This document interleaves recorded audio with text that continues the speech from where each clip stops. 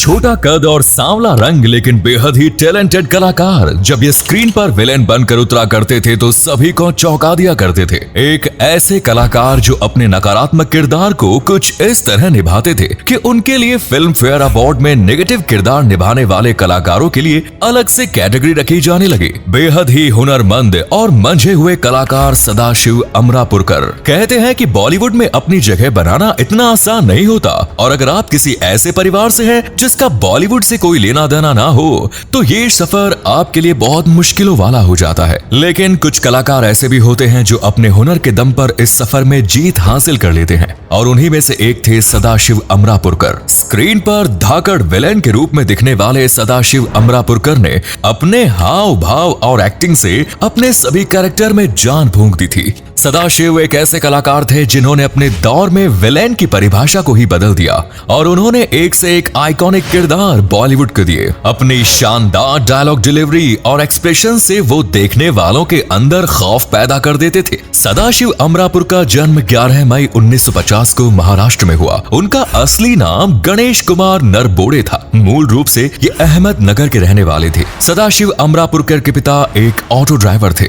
अपने स्कूलिंग के दौरान उन्हें स्पोर्ट्स में काफी दिलचस्पी थी, लेकिन जब वो कॉलेज में आए तो उनकी रुचि एक्टिंग में होने लगी। कहा जाता है कि अपने कॉलेज के दिनों में एक प्ले में उन्होंने एक हत्यारे की भूमिका निभाई और इस भूमिका के लिए उनकी काफी तारीफ भी की गई और उन्होंने प्रथम पुरस्कार भी जीता। इस तरह से सदाशिव का रुझान अभिनय की तरफ होने लगा और कॉलेज के साथ साथ उन्होंने थिएटर भी करना शुरू कर दिया। थिएटर से जुड़कर काम करने लगे। ऐसा कहा जाता है कि शुरुआती दिनों में अमरापुरकर की कोई नियमित कमाई नहीं थी, वो बस प्लेज में काम करके ही खुश थे। लेकिन कुछ ऐसा हुआ कि उनके इस गैर जिम्मेदाराना हरकत पर उनके पिताजी को काफी गुस्सा आया। इस बात पर उन्होंने सदाशिव की पिटाई भी कर दी। लेकिन सदाशिव एक्टिंग को लेकर इतने संजीदा हो चुके थे कि उन्होंने अपने पिता के सामने बिना डर के ये बात कह दी कि वो एक्टिंग के अलावा कुछ और काम ही नहीं करेंगे और बस एक्टिंग में ही अपना करियर बनाएंगे।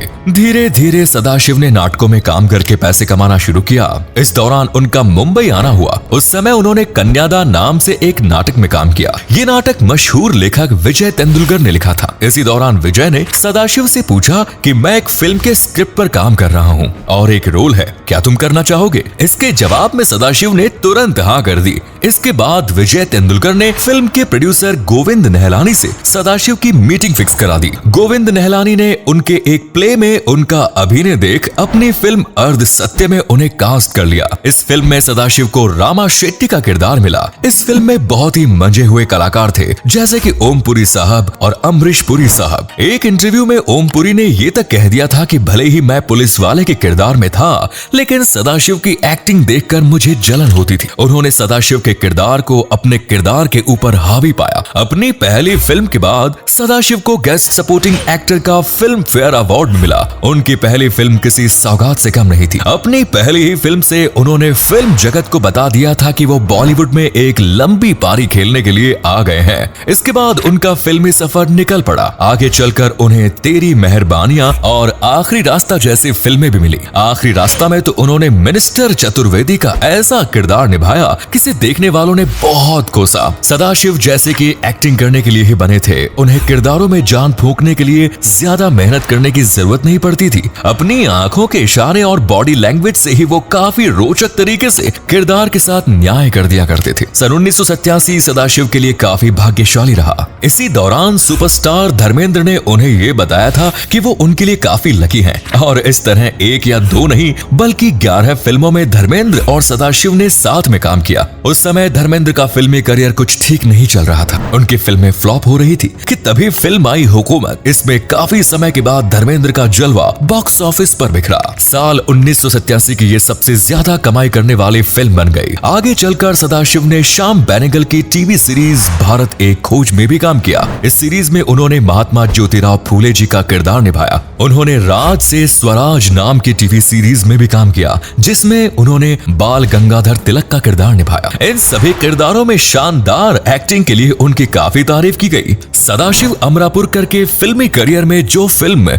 मील का पत्थर साबित हुई वो थी सड़क। इस फिल्म ने उन्हें नकारात्मक किरदारों का बेताज बादशाह बना दिया। सड़क फिल्म में पूजा भट्ट और संजय दत्त ने काम किया था जिसमें विलेन के किरदार में सदाशिव को चुना गया, जिसमें सदाशिव ने महारानी का किरदार अदा किया। ये किरदार अपने आप में बहुत ही दमदार था। ये एक ट्रांसजेंडर का किरदार था जो कि कोठा चलाता था और गुनाहों का बेताज बादशाह भी था। महेश भट्ट को इस दमदार रोल के लिए एक बेहतरीन एक्टर की तलाश थी और उनकी तलाश सदाशिव पर आकर खत्म हुई। किसी ने महेश भट्ट को सदाशिव का नाम सुझाया। किरदार के बारे में सुनते ही सदाशिव ने हाँ कर दिया। कहा जाता है कि अपने अभिनय करियर के शुरुआती दिनों में सदाशिव किंचित गंधर्व नाम की औरत का किरदार निभाते थे। उसी प्ले को ध्यान में रखते हुए उन्होंने महारानी की भूमिका निभाई। ट्रांसजेंडर की निभाई हुई इस भूमिका ने जैसे कि उन्हें अमर कर दिया। बॉलीवुड में यह किरदार एक बेहद दमदार किरदार के रूप में याद रखा गया है। इस तरीके का रोल वापस से किसी एक्टर की झोली में नहीं आया। ये रोल इतना दमदार था कि उनकी अभिनय क्षमता को सराहते हुए फिल्म फेयर ने उन्हें उस साल का बेस्ट विलन का अवार्ड भी दिया। आपको बता दें कि इससे पहले फिल्म फेयर अवार्ड में बेस्ट विलन की कोई कैटेगरी नहीं होती, लेकिन उस साल जब सदाशिव अमरापुरकर ने महारानी का किरदार निभाया तो फिल्म फेयर ने बेस्ट विलन नाम की अलग से कैटेगरी तैयार की और उसमें पहला अवार्ड दिया गया सदाशिव अमरापुरकर को। इस नॉमिनेशन को सदाशिव ने डैनी, अमरीश पुरी, राजा मुराद जैसे दिग्गज कलाकारों को हराकर जीता।